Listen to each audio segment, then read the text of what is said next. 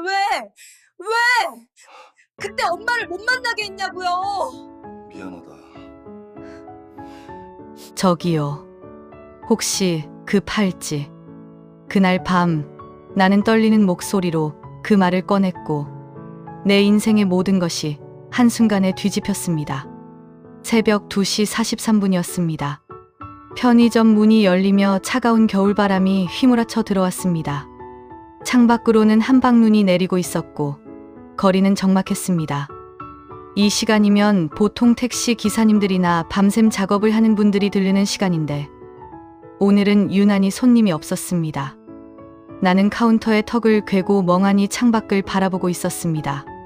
손목의 금팔찌를 무의식 중에 만지작거리면서요. 26년간 단 한 번도 뺀 적 없는 이 팔찌.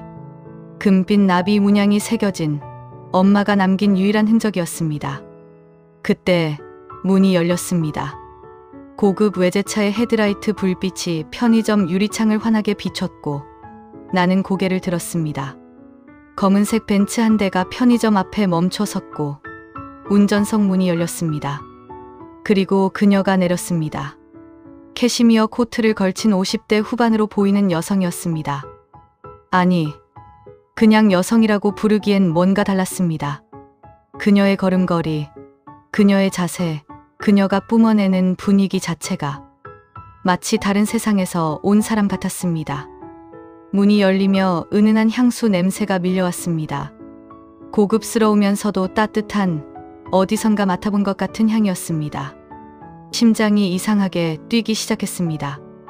따뜻한 아메리카노 한 잔 부탁합니다. 그녀의 목소리는 차분했지만 어딘가 지쳐있는 느낌이었습니다. 마치 긴 여행을 끝내고 돌아온 사람처럼요. 네, 알겠습니다. 나는 습관적으로 대답했지만 손이 미세하게 떨렸습니다. 왜 떨리는지 나도 몰랐습니다. 그저 뭔가 이상한 기분이 온몸을 휘감았습니다. 커피 머신 앞에 서서 버튼을 누르는데 자꾸만 그녀 쪽으로 시선이 갔습니다. 그녀는 창가 쪽을 바라보며 서 있었습니다. 눈 내리는 밤거리를 멍하니 응시하는 그녀의 뒷모습이 왜인지 무척 외로워 보였습니다. 그리고 나는 봤습니다. 그녀의 손목에 걸린 팔찌를. 금빛 나비 문양이 새겨진 팔찌. 심장이 쿵 하고 내려앉았습니다. 손에 들고 있던 컵이 미끄러질 뻔했습니다. 급히 두 손으로 컵을 움켜쥐고 나는 내 손목을 내려다봤습니다. 똑같았습니다. 아니, 똑같은 게 아니라 짝이었습니다. 나비의 날개 끝부분이 살짝 달아있는 것, 테두리의 미세한 흠집까지 마치 하나였던 것을 둘로 나눈 것처럼 완벽하게 대칭을 이루고 있었습니다. 손님, 커피 나왔습니다. 나는 최대한 침착하게 말했지만 목소리가 떨렸습니다. 그녀가 카운터로 다가왔고 나는 떨리는 손으로 커피를 건넸습니다. 감사합니다. 카드 결제할게요. 그녀가 핸드백에서 카드를 꺼내는 순간 나는 더 확실하게 볼 수 있었습니다. 그 팔찌를. 내 팔찌와 완전히 똑같은, 아니 정확히는 한 쌍인 그 팔찌를. 저기요. 말이 저절로 튀어나왔습니다. 내 입이 내 의지와 상관없이 움직이는 것 같았습니다. 그녀가 카드를 긋다 말고 천천히 고개를 들었습니다. 우리의 눈이 마주쳤습니다. 그 순간 기묘한 전율이 온몸을 휘감았습니다. 그녀의 눈빛 속에서 뭔가를 봤습니다. 슬픔이었을까요? 그리움이었을까요? 아니면 후회였을까요? 혹시 그 팔찌. 나는 떨리는 손으로 내 손목을 가리켰습니다. 금빛 나비가 형광등 불빛 아래서 은은하게 빛났습니다. 그녀의 얼굴이 순식간에 창백해졌습니다. 마치 유령을 본 사람처럼, 아니 그보다 더 큰 충격을 받은 사람처럼요. 그녀의 손에 들린 카드가 바닥에 떨어졌습니다. 딸그랑 하는 소리가 적막한 편의점에 울려 퍼졌습니다. 그게 어디서 났니? 그녀의 목소리가 갈라졌습니다. 마치 26년간 참아온 무언가가 터져나오는 것처럼요. 나는 입술을 깨물었습니다. 가슴이 답답했습니다. 목구멍이 메웠습니다. 26년간 단 한 번도 남에게 말해본 적 없는 이야기. 아버지 앞에서조차 꺼내지 못했던 내 가슴 깊은 곳에 칼처럼 박혀있던 그 이야기를 꺼내야 했습니다. 엄마가. 목소리가 떨렸습니다. 눈물이 핑 돌았습니다. 엄마가 저를 버리고 떠나면서 남긴 유일한 거예요. 침묵이 흘렀습니다. 길고 무겁고 숨막히는 침묵이었습니다. 편의점 냉장고에서 나는 윙윙거리는 소리, 눈이 유리창을 때리는 소리, 내 심장이 쿵쿵거리는 소리만이 들렸습니다. 그녀의 눈에서 눈물이 주르륵 흘러내렸습니다. 그냥 눈물이 아니었습니다. 마치 26년간 쌓아두었던 모든 슬픔과 후회가 한꺼번에 터져나오는 것 같은 눈물이었습니다. 민서야. 그녀가 떨리는 입술로 내 이름을 불렀습니다. 세상이 멈췄습니다. 어떻게 제 이름을. 엄마야. 민서야. 엄마가 왔어. 그녀의 목소리는 울음으로 가득했습니다. 미안해. 정말 미안해. 엄마가 너무 늦었지. 내 머릿속이 하얗게 변했습니다. 다리에 힘이 풀렸습니다. 카운터를 붙잡지 않았다면 그대로 주저앉았을 것입니다. 아니에요. 나는 고개를 저었습니다. 믿을 수 없었습니다. 믿고 싶지 않았습니다. 당신이 우리 엄마일 리 없어요. 우리 엄마는 저를 버렸어요. 5살 때 아무 말도 없이 떠났어요. 아니야, 민서야. 그녀가 한 걸음 다가왔습니다. 손을 뻗으려다 멈췄습니다. 마치 내가 도망갈까 봐 조심스러워하는 것처럼요. 엄마는 널 버린 게 아니야. 단 한 번도, 단 하루도 널 잊은 적이 없어. 나는 뒷걸음질 쳤습니다. 왜냐하면 알 수 있었으니까요. 그녀의 눈빛에서, 그녀의 목소리에서, 그녀의 떨리는 손에서 이게 진짜라는 걸. 그리고 만약 이게 진짜라면 26년간 내가 믿어왔던 모든 것이, 내가 쌓아온 모든 것이 한순간에 무너질 거라는 걸. 26년. 그게 제가 엄마 없이 살아온 시간입니다. 5살이었습니다. 엄마가 사라진 날, 저는 5살이었습니다. 그날의 기억은 지금도 선명합니다. 아니, 어쩌면 너무 선명해서 문제인지도 모릅니다. 잊고 싶어도 잊을 수가 없으니까요. 그날 아침, 눈을 떴을 때 엄마가 없었습니다. 평소처럼 부엌에서 아침을 준비하는 소리도, 엄마 특유의 은은한 비누 향기도 느껴지지 않았습니다. 집안은 너무 조용했고 그 침묵이 5살 아이의 가슴을 짓눌렀습니다. 엄마. 나는 이불을 걷어차고 일어나 집안을 돌아다녔습니다. 부엌에도, 화장실에도, 작은 베란다에도 엄마는 없었습니다. 엄마의 옷장을 열었을 때 그제야 알았습니다. 엄마의 옷들이 몽땅 사라졌다는 걸. 아빠. 엄마가 어디 갔어? 술 냄새를 풍기며 소파에 누워있던 아버지가 눈을 떴습니다. 충혈된 눈으로 나를 보더니 쓴웃음을 지었습니다.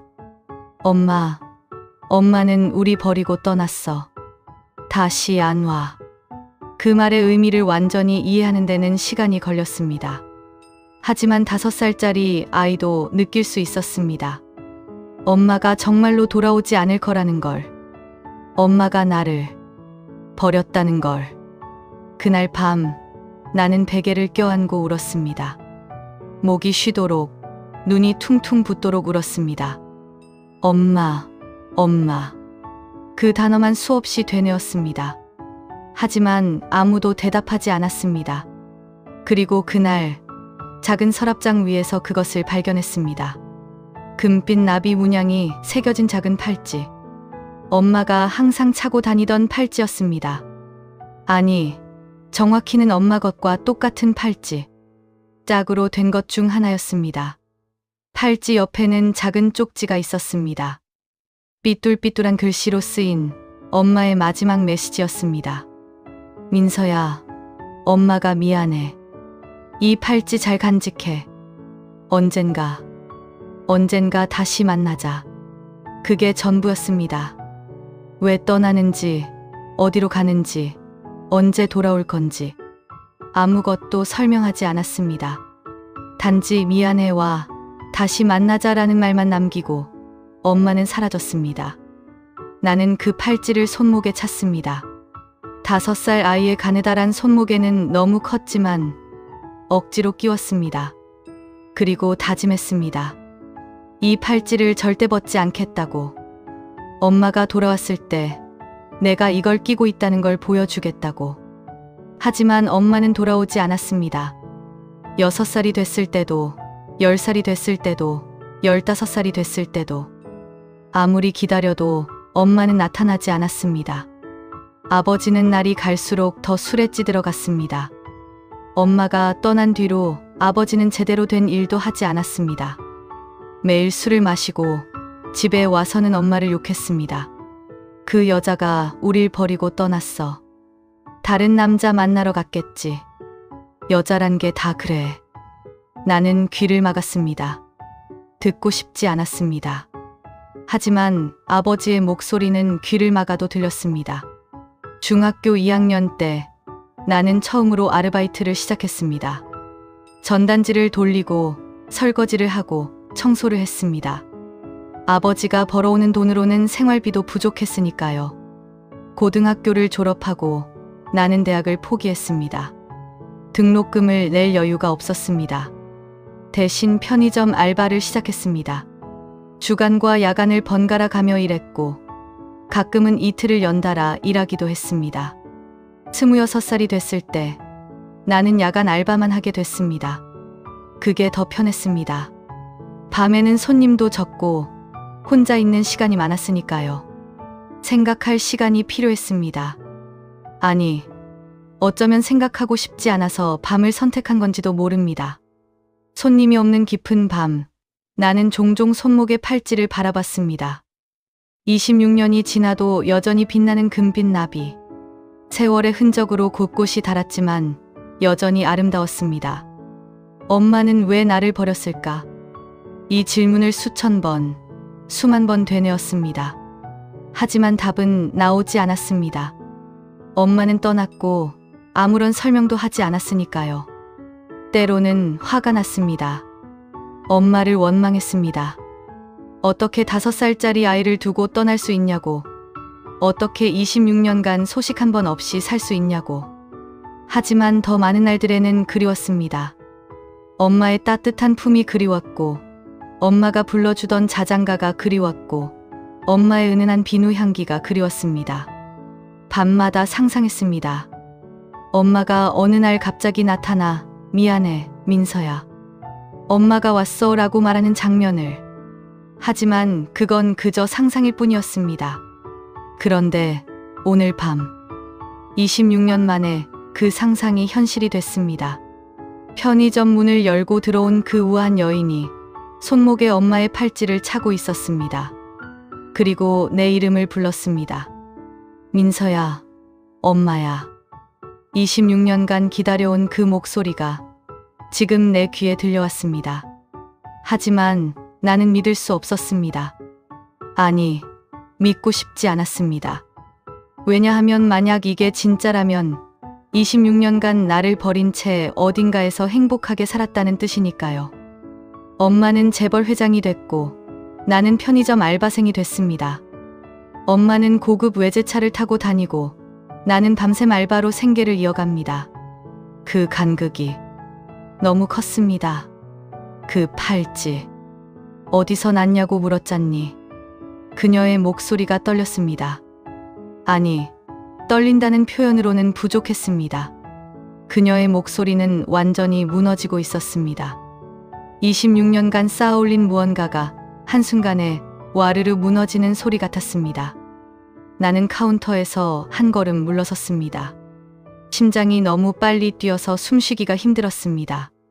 그녀를 똑바로 볼 수가 없었습니다. 하지만 그녀의 눈빛은 느껴졌습니다. 나를 향한 그 간절한 눈빛이 내 영혼까지 파고드는 것 같았습니다. 5살 때 나는 떨리는 목소리로 말을 이었습니다. 5살 때 엄마가 사라졌어요. 아침에 일어났는데 엄마가 없었어요. 옷도, 가방도, 신발도 다 가져가고 저만 남겨두고 떠났어요. 그녀의 얼굴이 더 창백해졌습니다. 입술이 파르르 떨렸고 숨을 제대로 쉬지 못하는 것 같았습니다. 그리고 서랍 위에 이 팔찌가 있었어요. 쪽지와 함께요. 나는 손목에 팔찌를 만졌습니다. 26년간 단 한 번도 벗지 않은 내 유일한 희망이었던 이 팔찌를. 쪽지에 뭐라고 쓰여 있었니? 그녀가 간신히 물었습니다. 목소리가 너무 작아서 거의 들리지 않을 뻔했습니다. 미안하다고. 그리고 언젠가 다시 만나자고. 그 순간 그녀가 무너졌습니다. 말 그대로 무너졌습니다. 다리에 힘이 풀려 그 자리에 주저앉았고 양손으로 얼굴을 감쌌습니다. 그리고 울기 시작했습니다. 흐느끼는 정도가 아니었습니다. 온몸을 떨며 목이 쉬도록 우는 소리였습니다. 마치 26년간 참아왔던 모든 눈물을 한꺼번에 쏟아내는 것처럼. 미안해. 미안해. 민서야, 정말 미안해. 그녀가 울음 속에서 되뇌었습니다. 같은 말을 계속 반복했습니다. 나는 그 자리에 굳어 서 있었습니다. 다가가야 할까요? 아니면 도망쳐야 할까요? 머릿속이 하얗게 변했습니다. 무엇을 해야 할지, 무엇을 느껴야 할지 알 수가 없었습니다. 당신이 정말 우리 엄마예요? 나도 모르게 물었습니다. 여전히 믿을 수 없었습니다. 아니, 믿고 싶지 않았습니다. 그녀가 천천히 고개를 들었습니다. 눈물로 범벅이 된 얼굴이었습니다. 완벽하게 화장한 얼굴이 눈물로 얼룩져 있었습니다. 하지만 그 얼룩진 얼굴이 이상하게도 익숙했습니다. 그래. 나야. 내 엄마야, 민서야.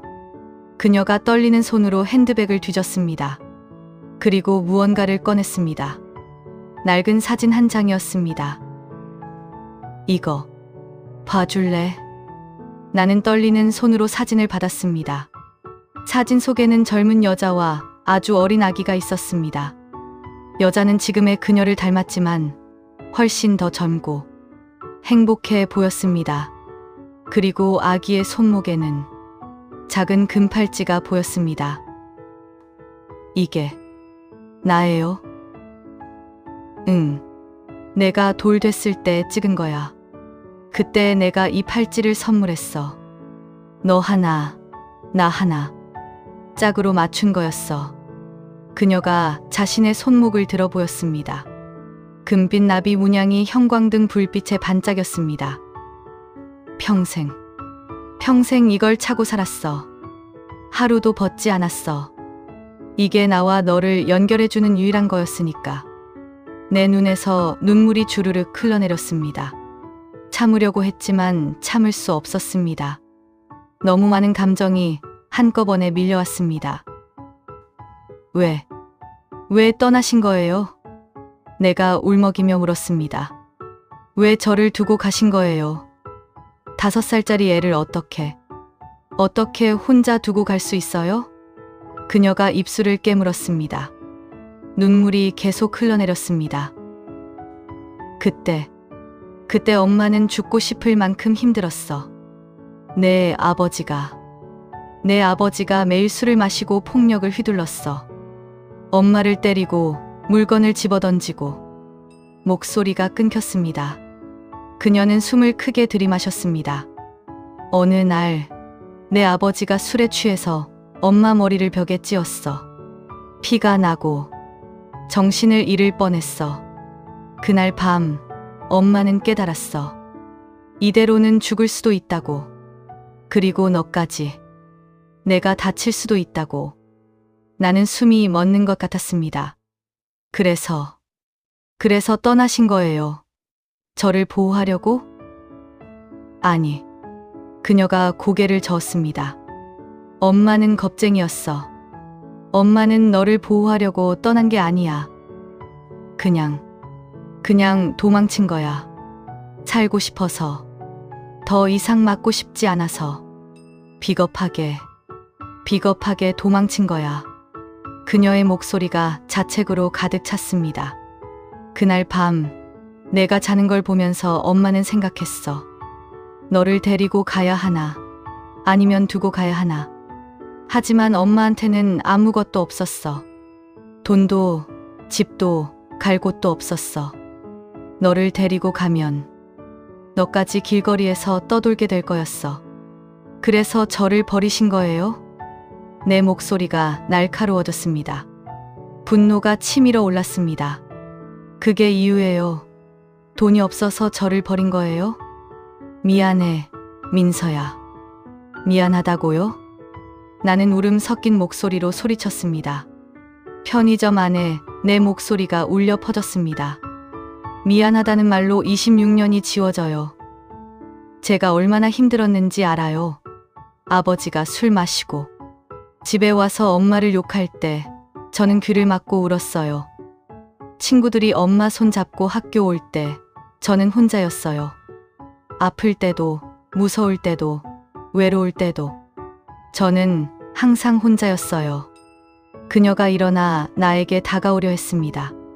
하지만 나는 손을 내저었습니다. 오지 마세요. 민서야, 엄마가 잘못했어.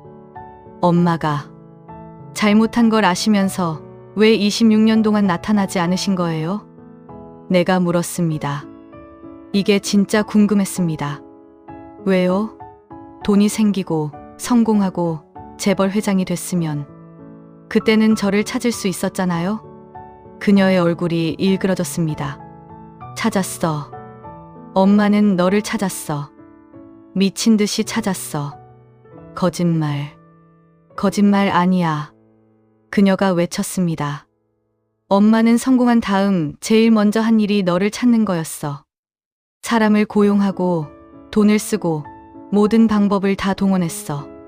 하지만 내 아버지가 이사를 가버렸어.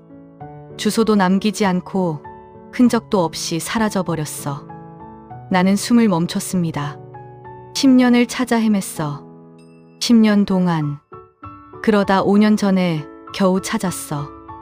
내 아버지를 찾았어. 그럼 왜? 찾아갔어. 엄마가 직접 찾아갔어. 그런데 그녀의 목소리가 떨렸습니다. 내 아버지가 문전박대했어. 문을 열어주지도 않았어. 내가 버린 애를 이제 와서 찾냐고, 꺼지라고. 심장이 철렁 내려앉았습니다. 그리고 엄마는 겁쟁이였어. 용기가 없었어. 내가 엄마를 미워할까봐, 내 인생을 망칠까봐. 그냥 멀리서만 지켜봤어. 그녀가 무너지듯 다시 주저앉았습니다. 미안해, 민서야. 엄마가 정말 미안해. 나는 그 자리에 서서 울고 있는 엄마를 내려다봤습니다. 26년 만에 만난 엄마. 하지만 이 감정이 뭔지 알 수가 없었습니다. 그날 밤, 우리는 편의점 문을 잠그고 안에 앉아 있었습니다. 나는 카운터 안쪽에, 엄마는 플라스틱 의자에 앉았습니다. 그 사이에는 보이지 않는 벽이 있었습니다. 26년이라는 시간이 쌓아올린 너무 높고 두꺼운 벽이었습니다. 이야기해 줄래? 전부 다. 내가 먼저 입을 열었습니다. 목소리는 차갑게 가라앉아 있었습니다. 떠난 뒤에 어떻게 살았는지, 어떻게 재벌 회장이 됐는지, 왜 26년 동안 진짜로 나를 찾지 못했는지 전부 다 말해주세요. 엄마는 고개를 끄덕였습니다. 눈은 여전히 빨갛게 충혈되어 있었고 완벽했던 화장은 눈물 자국으로 얼룩져 있었습니다. 하지만 그 얼룩진 얼굴이 오히려 더 진실되어 보였습니다. 그날 밤, 집을 나온 뒤에 엄마는 갈 곳이 없었어. 엄마의 목소리가 떨렸습니다.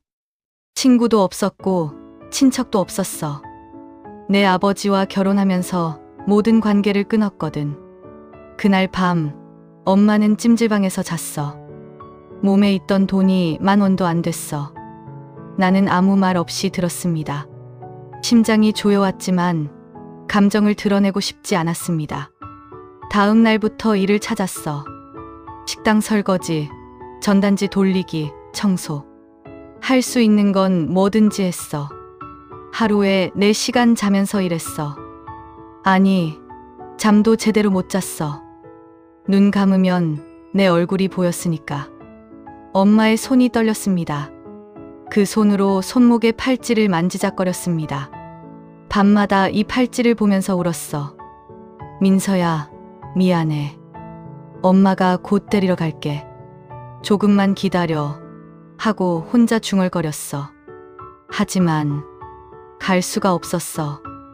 내 아버지한테 돌아가면 엄마는 정말 죽을 것 같았으니까. 그래서요? 내가 차갑게 물었습니다. 그래서 저를 포기하신 거예요? 아니야. 포기하지 않았어. 엄마가 고개를 저었습니다. 엄마는 미친 듯이 일했어. 돈을 모아야 했어. 너를 데려오려면 집이 필요했고, 안정적인 직장이 필요했고, 법적으로 너를 지킬 수 있는 힘이 필요했으니까. 엄마는 숨을 깊게 들이마셨습니다. 2년 뒤 엄마는 작은 식당에 취직했어. 주방 보조였어. 하지만 거기서 요리를 배웠어. 새벽부터 밤까지 일하면서 어떻게 하면 음식을 더 맛있게 만들 수 있는지, 어떻게 하면 장사를 더 잘할 수 있는지 배웠어. 나는 팔짱을 꼈습니다. 믿기 어려웠습니다. 고급 외제차를 타고 캐시미어 코트를 입은 이 사람이 주방 보조였다는 게. 5년째 되던 해, 엄마는 작은 김밥집을 차렸어. 대출 받아서. 6평짜리 작은 가게였어. 아침 5시부터 밤 10시까지 혼자 김밥을 말고 라면을 끓이고 손님을 응대했어. 엄마의 눈빛이 멀리 있었습니다. 과거를 보고 있는 것 같았습니다. 그렇게 10년을 일했어. 가게가 하나에서 둘이 되고 둘에서 5개가 됐어. 그리고 프랜차이즈 사업을 시작했어. 당신의 김밥 본 적 있니? 나는 고개를 끄덕였습니다. 전국 어디서나 볼 수 있는 김밥 프랜차이즈였습니다.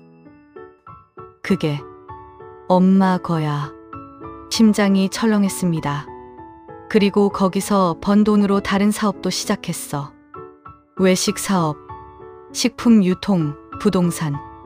돈이 생기는 족족 재투자했어. 왜냐하면 엄마는 한시라도 빨리 너를 찾고 싶었으니까. 돈이 많으면, 권력이 있으면 너를 찾을 수 있을 거라고 믿었어. 그래서 찾으셨어요? 내 목소리에 냉소가 섞였습니다. 돈도 많고 권력도 있는데 왜 26년이나 걸린 거예요? 엄마의 얼굴이 일그러졌습니다. 내 아버지가 흔적을 남기지 않고 사라졌어. 주민등록도 옮기지 않고 직장도 없고 전화번호도 바꿔버렸어. 마치 일부러 숨는 것처럼. 거짓말. 거짓말 아니야. 엄마가 핸드백에서 두꺼운 서류 봉투를 꺼냈습니다. 이거 봐. 이게 엄마가 고용한 탐정들의 보고서야. 15년치야. 나는 떨리는 손으로 서류를 받았습니다. 펼쳐보니 정말로 빼곡하게 조사 내용이 적혀 있었습니다. 아버지의 이름, 나의 이름, 예전 주소, 그리고 소재 파악 불가, 추적 실패, 단서 없음 같은 문구들이 반복됐습니다. 21년째 되던 해, 겨우 단서를 찾았어. 내 아버지가 시에 산다는 걸 알아냈어. 엄마의 목소리가 떨렸습니다. 찾아갔어. 엄마가 직접 그 집 앞에 서서. 너무 떨렸어. 21년 만에 널 만날 수 있다는 생각에. 그래서요? 문을 두드렸어. 내 아버지가 나왔어. 술 냄새를 풍기면서. 엄마를 보더니 비웃었어. 이제 와서 뭐 하러 왔냐고. 내가 버린 애 찾으러 왔냐고. 엄마의 눈에서 다시 눈물이 흘렀습니다. 민서 만나게 해달라고 빌었어. 무릎 꿇고 빌었어. 하지만 내 아버지는 문을 쾅 닫아버렸어. 그리고 소리쳤어. 민서는 엄마가 자기를 버렸다고 생각하며 산다. 이제 와서 나타나면 그 애만 상처받는다. 꺼져라고. 나는 숨이 멎었습니다. 엄마는 그 말이 맞다고 생각했어. 엄마가 나타나면 내가 더 상처받을까봐 무서웠어. 그래서 포기하신 거예요? 내가 날카롭게 물었습니다. 그래서 멀리서 지켜보기만 하신 거예요. 5년 동안이나? 엄마가 고개를 숙였습니다. 미안해. 엄마가 겁쟁이였어. 맞아요. 나는 차갑게 말했습니다. 엄마는 겁쟁이예요. 처음에도 도망쳤고 나중에도 도망쳤어요. 엄마는 항상 자신만 생각했어요. 엄마의 얼굴이 창백해졌습니다. 하지만 부정하지 않았습니다. 그래. 내 말이 맞아. 엄마는 겁쟁이야. 침묵이 흘렀습니다. 밖에서는 여전히 눈이 내리고 있었습니다. 새하얀 눈이 조용히 쌓여가고 있었습니다. 마치 우리 사이의 침묵처럼. 알고 있어요? 내가 떨리는 목소리로 말했습니다. 저는 26년 동안 엄마를 원망하면서도 매일 밤 기도했어요. 엄마가 돌아오길. 엄마가 사실은 저를 사랑했길. 엄마가 어쩔 수 없는 이유로 떠났길. 눈물이 뺨을 타고 흘러내렸습니다. 그런데 오늘 밤 그 기도가 이루어졌어요. 엄마가 나타났어요. 엄마가 사실은 저를 찾고 있었다는 걸 알았어요. 민서야. 하지만요. 나는 엄마를 똑바로 봤습니다. 26년이라는 시간은 너무 길어요. 이미 너무 많은 게 변했어요. 엄마는 재벌 회장이 됐고 저는 편의점 알바생이에요. 그런 건 중요하지 않아. 엄마는 그냥 중요해요. 내가 끊어 말했습니다. 엄마는 모르실 거예요. 제가 얼마나 힘들게 살았는지. 학교도 제대로 못 다녔어요. 대학도 포기했어요. 아르바이트 하면서 아버지 술값 대고 빚 갚고 그렇게 살았어요. 엄마의 얼굴이 더욱 일그러졌습니다. 미안해. 정말 미안해. 미안하다는 말로는 부족해요. 나는 고개를 저었습니다. 지금 당장은 엄마를 용서할 수 없어요. 받아들일 수도 없어요. 엄마가 입술을 깨물었습니다.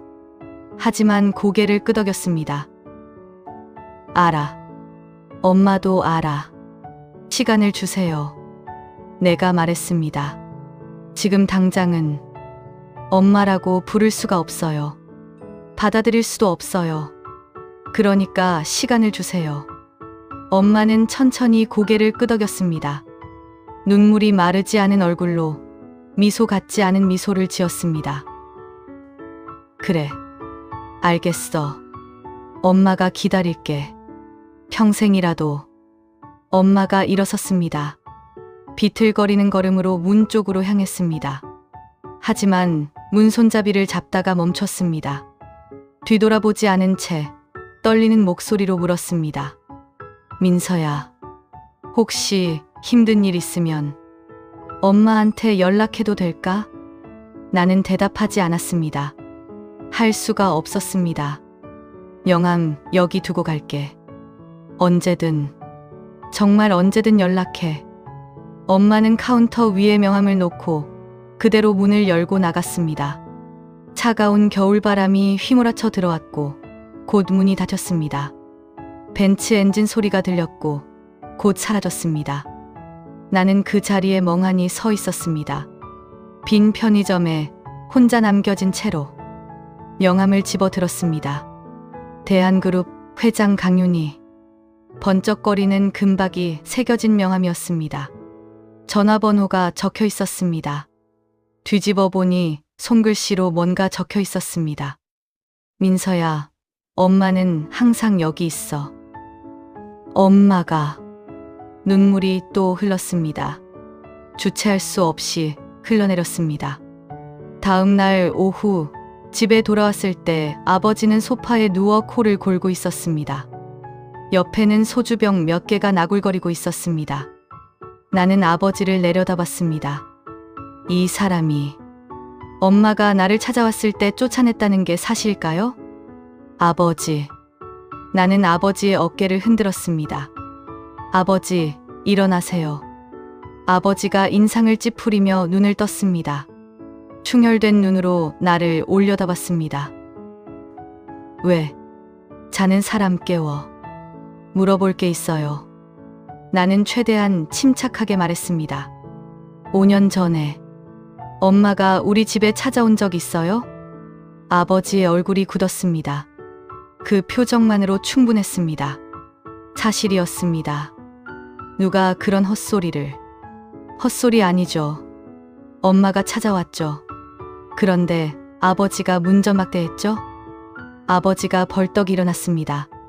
술 냄새가 진동했습니다. 그래, 그 여자 왔었어. 그런데 내가 왜 문을 열어줘야 해? 우릴 버리고 떠난 년이 저를 만나게 해줬어야죠. 내가 소리쳤습니다.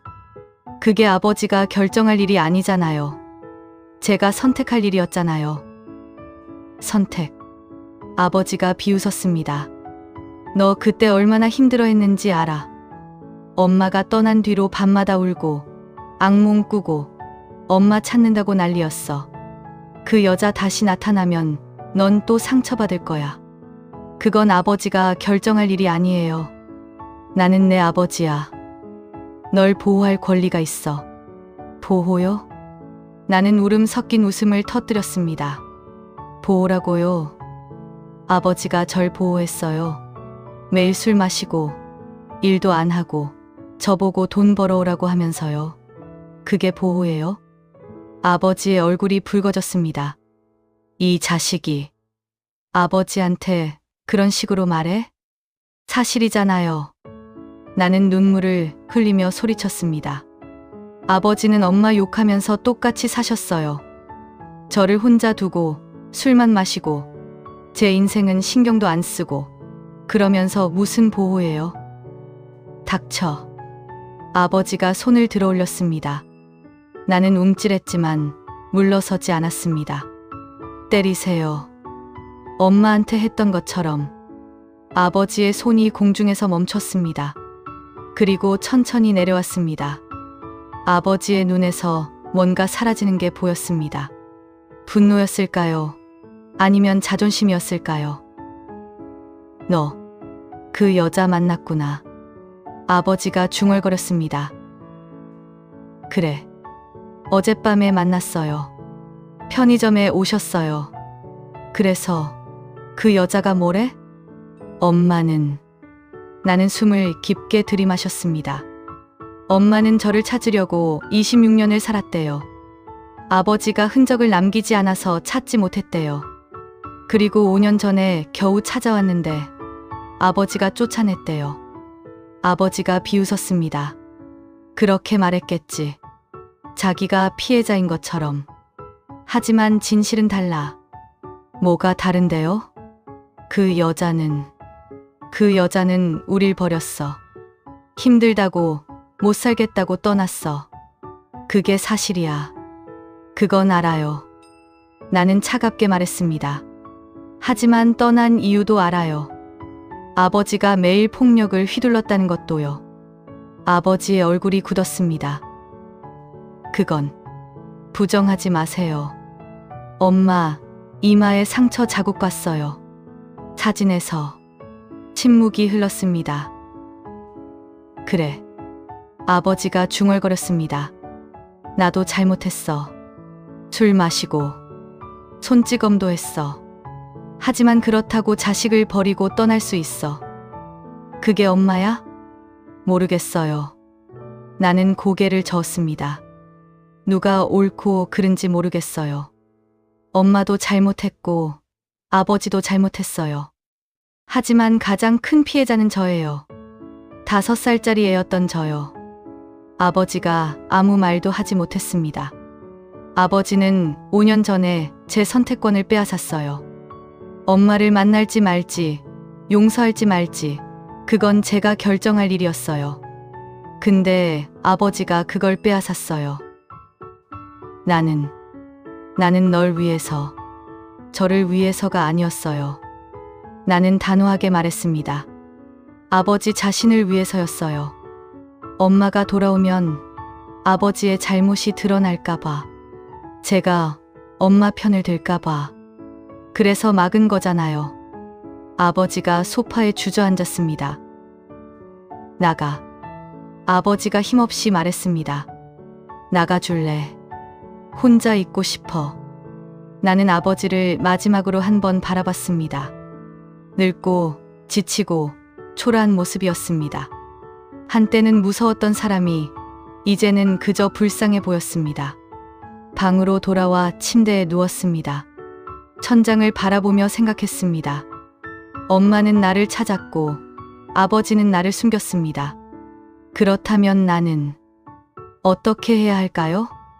핸드폰을 꺼내 명함을 다시 봤습니다. 엄마의 전화번호가 눈에 들어왔습니다. 손가락이 번호 위에서 떨렸습니다.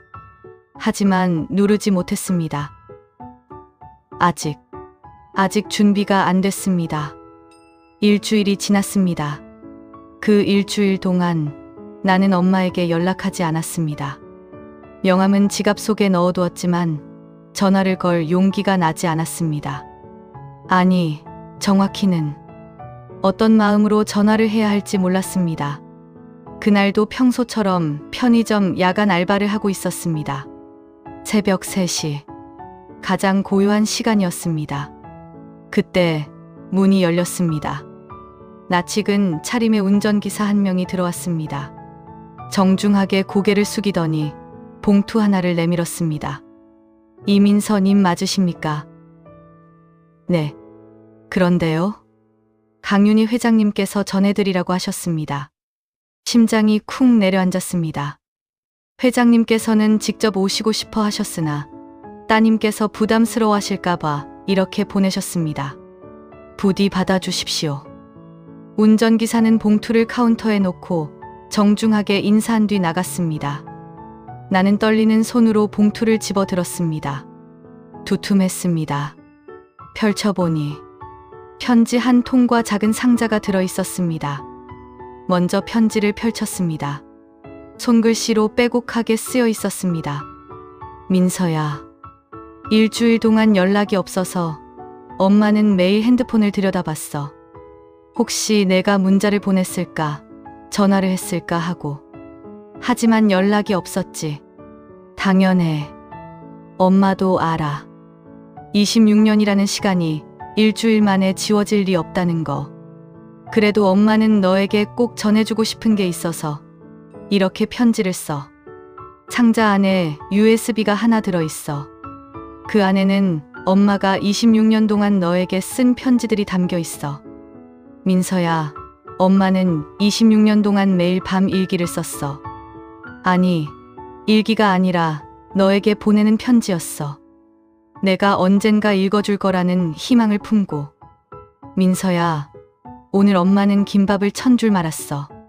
손이 아프지만 내 생각을 하면 힘이 나. 민서야, 오늘 첫 가게를 열었어.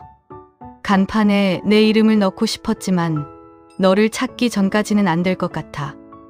민서야, 오늘도 너를 찾았지만 실패했어. 하지만 포기하지 않을 거야. 엄마는 반드시 너를 찾을 거야. 이런 편지가 9,500통 넘게 있어. 26년 동안 하루도 빠짐없이 쓴 편지야. 민서야, 넌 버림받은 게 아니야. 단 하루도, 단 한순간도 엄마의 마음속에서 떠난 적이 없어. 엄마가 너를 떠난 건 맞아. 하지만 엄마의 심장은 항상 내 곁에 있었어. 이 편지들을 읽으라고 강요하지 않을게. 내가 준비됐을 때, 내가 읽고 싶을 때 읽으면 돼. 그리고 민서야, 한 가지만 더 말할게. 엄마는 이제 많이 아파. 3년 전에 췌장암 진단을 받았어. 수술도 했고 항암 치료도 받았어. 지금은 많이 좋아졌지만 의사 선생님은 5년을 장담하지 못한대. 이 말을 하는 이유는 내 동정을 사려는 게 아니야. 다만 엄마에게 시간이 많지 않다는 걸 알려주고 싶었어. 내가 언젠가 용서해 줄 수 있다면 그 전에 엄마를 한 번만 더 봐줬으면 해. 하지만 그것도 내 선택이야. 엄마는 기다릴게. 항상 사랑해, 민서야. 엄마가 편지를 읽는 동안 눈물이 멈추지 않았습니다.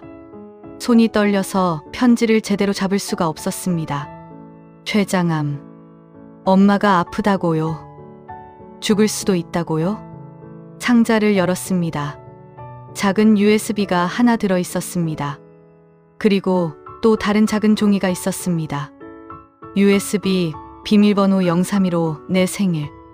나는 USB를 움켜쥐었습니다. 26년치 편지. 9,500통이 넘는 편지. 그 순간 깨달았습니다. 엄마는 정말로 나를 잊지 않았다는 걸. 단 하루도 나를 놓지 않았다는 걸. 핸드폰을 꺼냈습니다. 엄마의 번호를 찾았습니다. 손가락이 떨렸습니다. 통화 버튼을 눌렀습니다. 신호음이 울렸습니다. 1번, 2번, 3번. 여보세요? 엄마의 목소리가 들렸습니다. 떨리고 조심스럽고 희망에 찬 목소리였습니다. 엄마. 그 한 단어를 말하는데 26년이 걸렸습니다. 민서야. 엄마가 울음을 터뜨렸습니다. 전화기 너머로 흐느끼는 소리가 들렸습니다. 민서야. 정말 내가 전화한 거야? 네, 저예요. 엄마. 나도 울고 있었습니다. 참을 수가 없었습니다. 편지 받았어요. USB도.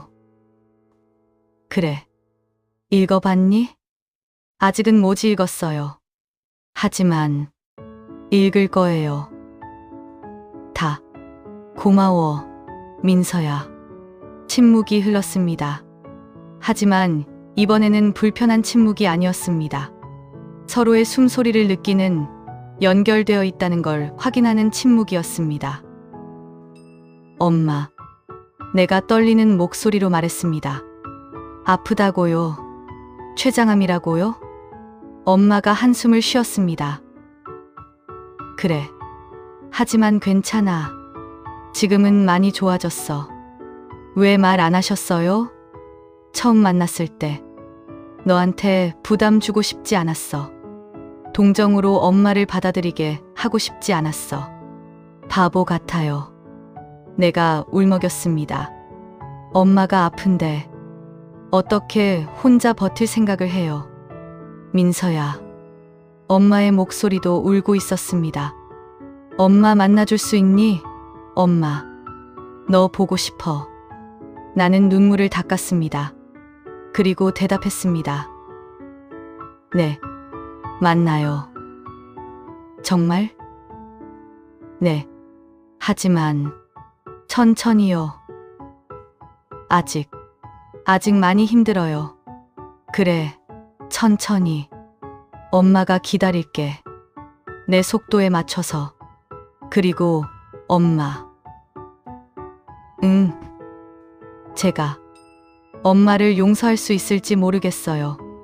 받아들일 수 있을지도 모르겠어요. 괜찮아. 엄마가 따뜻하게 말했습니다. 용서 안 해도 돼. 그냥 엄마가 내 곁에 있게만 해줘. 그것만으로도 충분해.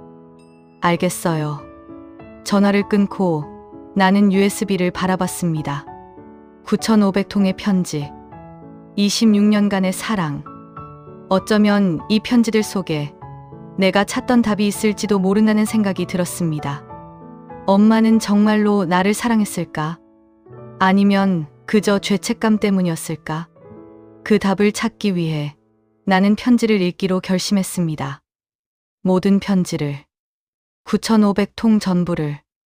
3일 동안 나는 편지를 읽었습니다. 9,500통 중에서 100통을 읽었을 때 나는 이미 울고 있었습니다. 500통을 읽었을 때는 숨을 쉴 수가 없었습니다. 1000통을 읽었을 때는 나 자신이 너무 부끄러워졌습니다. 엄마는 정말로 나를 잊지 않았습니다. 단 하루도 빠짐없이 26년간 1999년 6월 15일 민서야, 오늘 엄마는 너를 떠난 지 정확히 일주일이 됐어. 찜질방 구석에 앉아서 이 편지를 쓰고 있어. 너는 지금 뭐 하고 있을까? 밥은 잘 먹었을까? 아빠가 잘 돌봐주고 있을까? 엄마는 오늘 전단지 돌리는 일을 시작했어. 하루 종일 걸어서 다리가 너무 아파. 하지만 내 생각을 하면 견딜 수 있어. 곧 돈을 모아서 너를 데리러 갈게. 조금만 기다려줘. 2003년 3월 15일. 민서야, 오늘은 내 생일이야. 9살이 됐구나. 엄마는 케이크를 하나 샀어. 작은 케이크지만 내 이름을 적어달라고 했어. 혼자 촛불을 켜고 혼자 생일 축하 노래를 불렀어. 우리 민서 생일 축하해라고. 미안해, 민서야. 엄마가 내 곁에 없어서 미안해. 하지만 포기하지 않을게. 반드시 너를 찾을게. 2010년 7월 23일. 민서야, 오늘 엄마는 드디어 단서를 찾았어. 사립탐정이 내 아버지의 소재를 파악했대. 11년 만에 드디어. 내일 찾아갈 거야. 너를 만날 수 있을 거야. 너무 떨려. 너무 무서워. 엄마를 알아볼까? 엄마를 미워하지는 않을까? 하지만 상관없어. 그냥 내 얼굴만 볼 수 있어도 좋아. 내가 잘 자라고 있다는 걸 확인만 할 수 있어도 좋아. 2010년 7월 24일. 민서야, 오늘 엄마는 너를 만나지 못했어. 내 아버지가 문을 열어주지 않았어. 꺼져라는 말만 들었어. 하지만 엄마는 창문 너머로 너를 봤어. 16살이 된 너를. 교복을 입고 방에서 공부하는 너를. 너무 예뻤어. 너무 컸어. 엄마가 알던 5살 민서가 아니었어. 엄마는 그 자리에서 1시간 동안 서서 너를 봤어. 울면서. 미안해, 민서야. 엄마가 정말 미안해. 편지를 읽으면서 나는 깨달았습니다. 엄마는 나를 버린 게 아니었습니다. 엄마는 도망친 거였지만 단 한 번도 나를 놓지 않았습니다. 오히려 엄마는 평생을 나를 찾으며 살았습니다. 그리고 나는 알았습니다. 내가 얼마나 오해하고 있었는지를. 일주일 뒤 우리는 만났습니다. 엄마가 예약한 조용한 카페였습니다. 사람이 별로 없는 프라이버시가 보장되는 곳이었습니다. 문을 열고 들어갔을 때 엄마는 이미 와 있었습니다. 창가 자리에 앉아서 손목에 팔찌를 만지작거리고 있었습니다. 나를 보자 벌떡 일어났습니다. 민서야.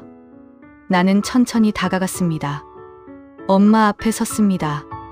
한 주 만에 본 엄마는 많이 수척해져 있었습니다. 병 때문일까요? 아니면 걱정 때문일까요? 앉아. 엄마가 조심스럽게 말했습니다. 우리는 마주 앉았습니다. 테이블 하나를 사이에 두고. 편지. 읽었니? 네. 전부 다는 아니지만 2,000통 정도 읽었어요. 엄마의 눈이 흔들렸습니다. 그래. 어땠니? 울었어요. 나는 솔직하게 말했습니다. 너무 많이 울어서. 눈이 퉁퉁 부었어요. 엄마의 눈에서 눈물이 흘렀습니다. 미안해. 아니에요. 나는 고개를 저었습니다. 그 편지들을 읽으면서 알았어요. 엄마가 얼마나 힘들었는지, 엄마가 얼마나 나를 찾으려고 노력했는지. 민서야. 하지만요. 나는 테이블 위에 손을 올려놓았습니다. 금팔찌가 반짝였습니다. 아직도 힘들어요. 26년이라는 시간이 쉽게 지워지지 않아요. 엄마를 이해하지만 동시에 여전히 상처가 아파요. 엄마가 고개를 끄덕였습니다. 알아. 당연해. 그래서 천천히 가고 싶어요. 급하게 엄마와 딸 관계로 돌아가는 게 아니라 천천히 서로를 알아가면서. 그래. 엄마가 눈물을 닦았습니다. 엄마는 기다릴게. 평생이라도. 그리고 엄마. 나는 숨을 깊게 들이마셨습니다. 병원 같이 가도 될까요? 췌장암 검진. 같이 받고 싶어요. 엄마의 얼굴이 환해졌습니다. 그 얼굴이 정말 오랜만에 보는 진짜 웃음이었습니다. 그래. 고마워, 민서야. 우리는 커피를 마시며 이야기를 나눴습니다. 26년간의 공백을 조금씩 채워나갔습니다. 엄마는 김밥집 이야기를 해줬습니다. 손님이 하나도 없어서 울었던 날, 첫 프랜차이즈 계약을 따낸 날, 회장이 됐지만 혼자 울었던 날. 나는 학교 이야기를 해줬습니다. 혼자 운동회에 갔던 날, 엄마 없어서 놀림받았던 날, 그래도 열심히 살았던 날들. 그리고 깨달았습니다. 우리 둘 다 외로웠다는 걸, 그리워했다는 걸, 서로를 찾고 있었다는 걸. 엄마. 나는 처음으로 편하게 그 단어를 불렀습니다. 네 번째 편지에 엄마가 써놓으셨잖아요. 민서야, 엄마는 내가 행복했으면 좋겠어. 엄마 없이도 행복할 수 있으면 좋겠어라고. 엄마가 고개를 끄덕였습니다. 응, 그게 엄마의 진짜 소원이야. 저도요. 나는 미소 지었습니다. 오랜만에 진심으로. 저도 엄마가 행복했으면 좋겠어요. 이제는 죄책감 없이. 엄마가 손을 뻗었습니다. 조심스럽게 내 손을 덮었습니다. 두 개의 팔찌가 나란히 놓였습니다. 금빛 나비가 서로를 마주 보며 반짝였습니다. 민서야, 엄마가 약속할게. 엄마의 목소리가 떨렸습니다. 앞으로 남은 시간, 엄마가 얼마나 살지 모르겠지만 그 시간 동안 너에게 최고의 엄마가 될게. 26년의 공백을 채울 수는 없겠지만 최선을 다할게. 저도요. 나는 엄마의 손을 꼭 잡았습니다. 저도 최선을 다할게요. 엄마의 딸로서. 우리는 울었습니다. 하지만 이번에는 슬픔만의 눈물이 아니었습니다. 희망이 섞인 눈물이었습니다. 26년 만에 우리는 진짜 엄마와 딸이 되기 시작했습니다. 늦었지만 그래도 늦지 않았습니다. 왜냐하면 우리에게는 아직 시간이 있으니까요. 함께할 시간이. 그로부터 1년이 흘렀습니다. 많은 것이 변했습니다. 하지만 어떤 것들은 여전했습니다. 나는 여전히 편의점에서 일합니다. 하지만 이제는 야간이 아닌 주간 알바입니다. 엄마가 밤에 혼자 일하는 게 걱정된다며 다른 일자리를 소개해줬지만 저는 거절했습니다. 아직 엄마의 돈에 기대고 싶지 않았습니다. 제 힘으로 살고 싶었습니다. 대신 엄마는 제가 하고 싶었던 공부를 할 수 있도록 도와주셨습니다.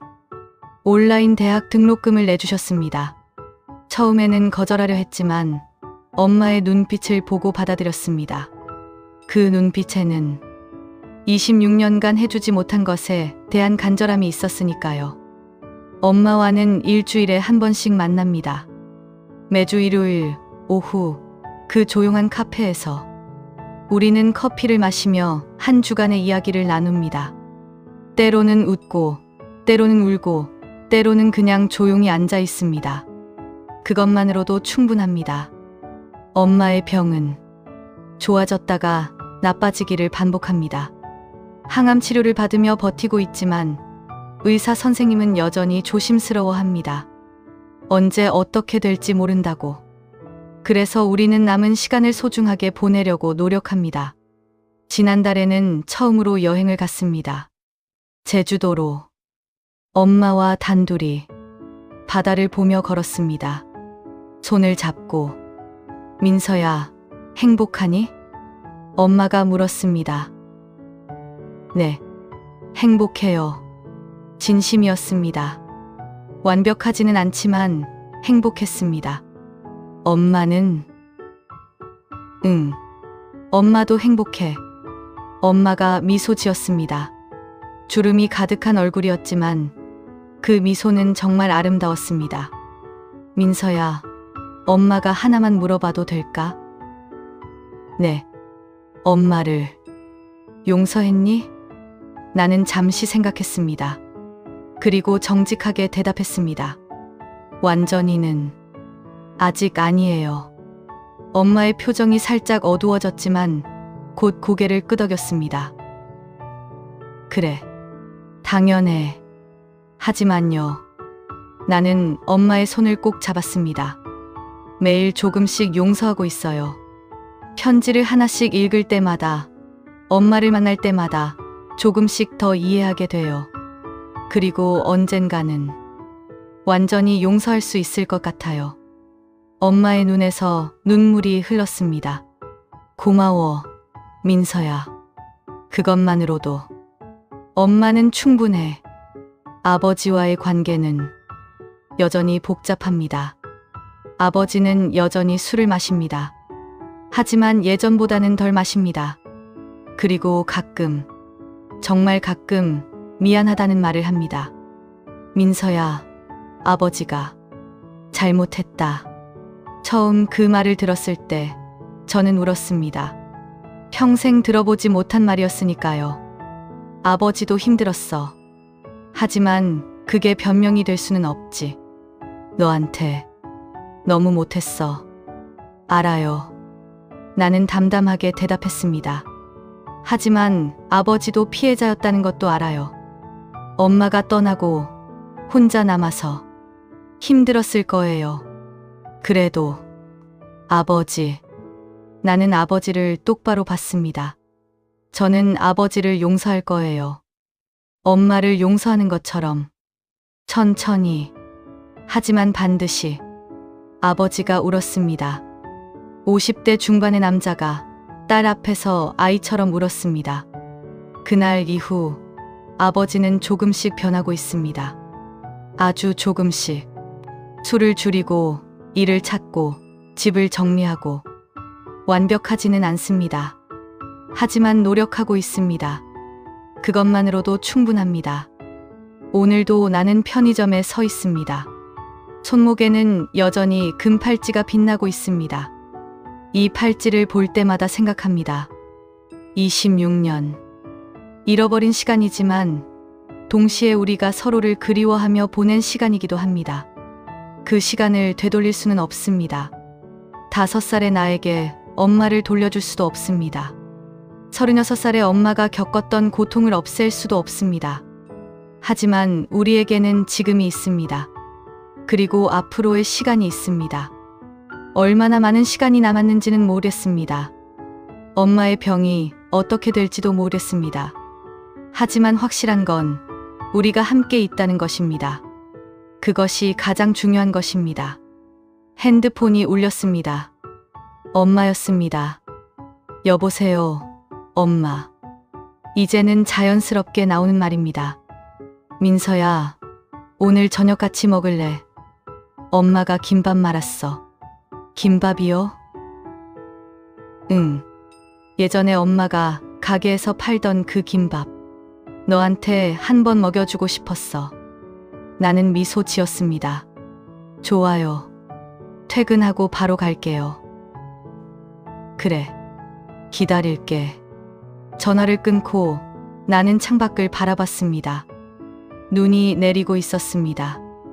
1년 전 그날처럼. 하지만 이제 그 눈은 쓸쓸하지 않았습니다. 오히려 아름다웠습니다. 새로운 시작을 알리는 것처럼. 손목에 팔찌를 쓰다듬으며 나는 중얼거렸습니다. 엄마, 조금만 더 기다려줘요. 제가 지금 가고 있어요. 그리고 이번에는 엄마가 기다리고 있습니다. 그것이 가장 큰 차이입니다. 이제 우리는 혼자가 아닙니다. 이 이야기는 실제 사연을 바탕으로 재구성한 픽션입니다.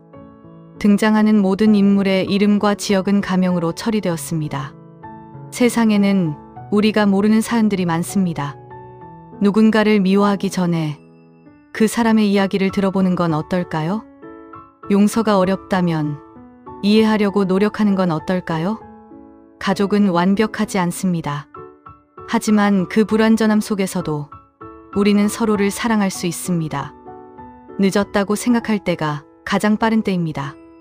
오늘 사랑하는 사람에게 전화 한 통 해보는 건 어떨까요? 보고 싶어라고, 사랑해라고 말해보는 건 어떨까요? 우리에게 주어진 시간은 생각보다 짧습니다. 후회하지 마세요. 지금 이 순간을 소중히 하세요.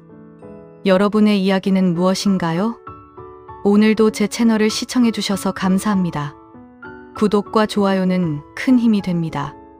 다음 이야기로 또 찾아뵙겠습니다. 여러분, 사랑하는 사람들과 행복하시길 바랍니다.